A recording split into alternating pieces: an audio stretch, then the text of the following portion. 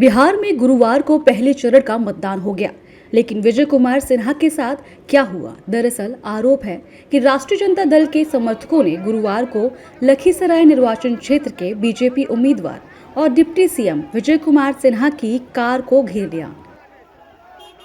RJD कार्यकर्ताओं ने उनकी कार पर जूते चप्पल और गोबर फेंक दिया, साथ ही मुर्दाबाद के नारे लगाते हुए उनके काफिले को बढ़ने से रोक दिया।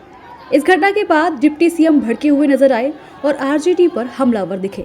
हमारा पोलिंग एजेंट को सुबह में बैठने नहीं दिया, 6 साढ़े 6 में आया था, उसको लौटा दिया।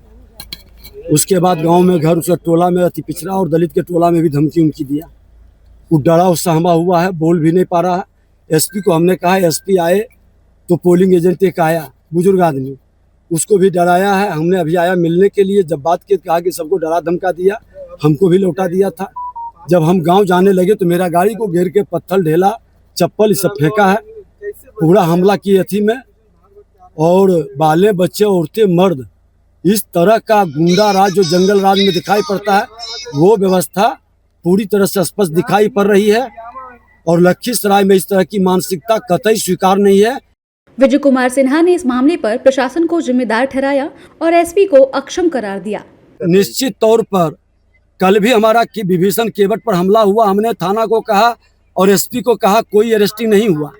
हॉस्पिटल में भर्ती था, किसी तरह से वो गया। आज यहाँ पर सारमाप में भी इसी तरह से हमला का प्रयास किया था। हमने एसपी को कहा कि आपके अक्षम प्रशासन के कारण इस तरह की लखीसराय में मानसिकता बनी है। देखिए, निश्चित तौर पर चुनाव आयोग के आप लोगों के माध्यम से संज्ञान में गया, मैं भी शिकायत कर रहा हूँ। अरे एसपी के सामने में गाली दे रहा है और एसपी सुन रहा है, इससे अक्षमता और क्या हो सकती है? इस घटना को लेकर बिहार के राज्य निर्वाचन आयोग के अधिकारी माधव कुमार सिंह की प्रतिक्रिया आई है।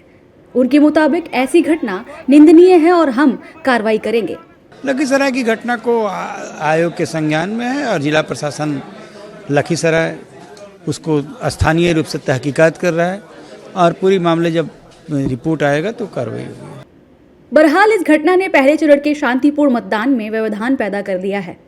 सत्ता पक्ष के लोगों ने इस घटना की निंदा की है। साथ ही सवाल स्थानीय प्रशासन पर भी उठ रहा है, क्योंकि वो राज्य के डिप्टी सीएम की सुरक्षा व्यवस्था को पुख्ता रखने में नाकाम रहा।